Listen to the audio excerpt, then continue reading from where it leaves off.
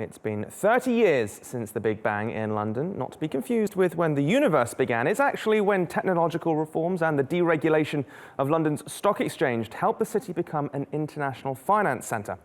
The changes were spearheaded by the UK's Prime Minister at the time, Margaret Thatcher.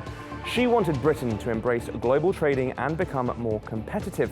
The move meant an end to long liquid lunches enjoyed by upper-class gentlemen traders and a shift to longer hours and a more diverse workforce and, crucially, higher pay.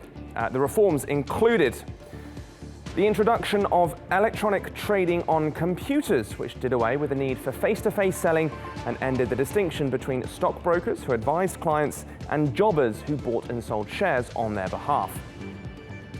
Industry-wide fixed commissions on share dealing were also scrapped, paving the way for banks to become more competitive by offering different rates.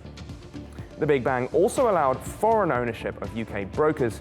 London was well placed to bridge the gap between the Americas and Asia and provided access to Europe.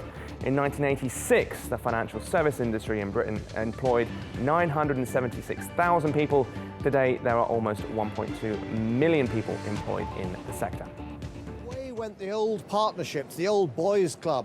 Boys, because it was nearly all men, white men, and of course the houses themselves were informally divided according to their different religions. So you had Protestant, Catholic and Jewish. So your career might find yourself somewhat limited. And of course it was also limited by class, that old-fashioned British distinction.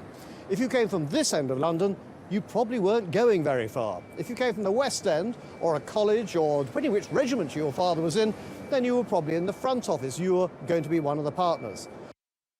Of course, any celebrations marking the anniversary of the Big Bang risk being overshadowed by the uncertainty caused by Brexit. Major foreign banks are now reportedly weighing up their commitment to staying in the UK.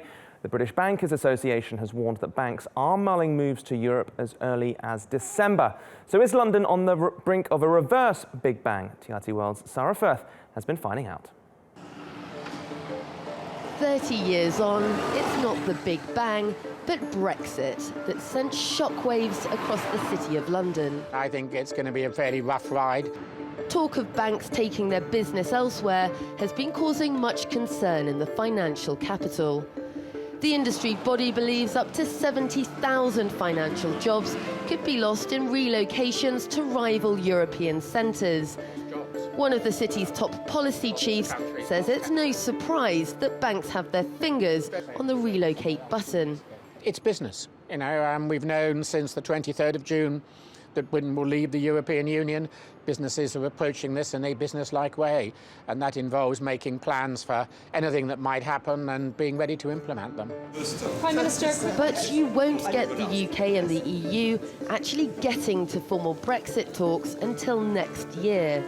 British Prime Minister Theresa May has recently been flirting with the idea of a hard Brexit, wanting both control over the number of people coming from Europe and free trading of goods and services. Now, that's an idea that European leaders have firmly criticised.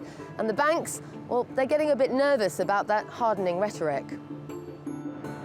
A hard Brexit would mean a very significant chance that the UK would no longer be in the single market, and that has serious implications.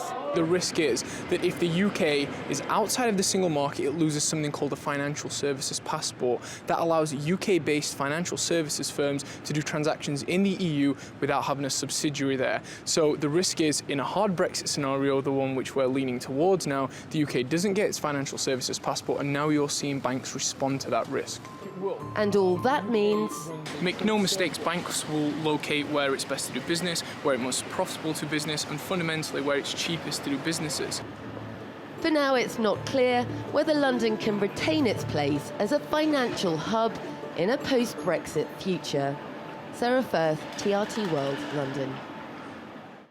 Well, for more on this story, financial journalist Michael Wilson joins me now live from London. Michael, I was only born a couple of weeks before the Big Bang. Presumably you remember it a little more clearly than I do.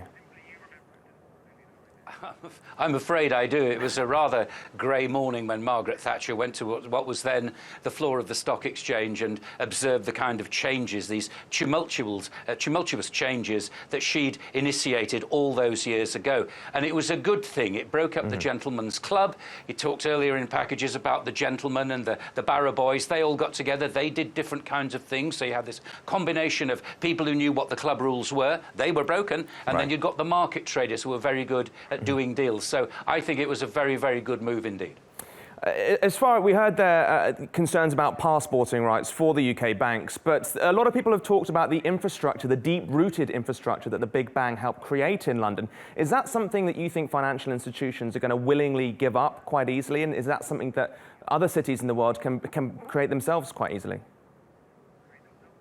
I don't think they can create it easily at all. I'm very sceptical about whether any other big cities in the rest of the world that are not major financial centres, like London still is, if not the major financial centre in the world, would be able to create the sort of environment that London has. And make no mistake about it, London is a truly leading city, and people, strangely, actually quite like working here. That's a big thing. And I'm sure that, as you said earlier in your programme, that the banks, according to the British Bankers Association, all the rest of it, are weighing things up. They are, of course they're weighing things up, because that's what they do, that's what business does. Whether they will actually move one way or the other, think about this. Think how big the world actually is. The world isn't about Europe and the UK. The world is about these huge emerging economies, like India. I know Brazil's not going through a very good time at the moment. Where will Russia go? What about China? What about all the other Asian countries?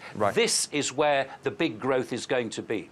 Of course, one other thing that people have said they could possibly trace back to the Big Bang is this emergence of prevailing attitudes towards money amongst those high earners in the financial services industries.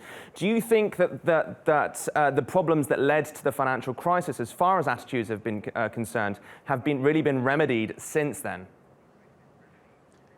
No, they haven't.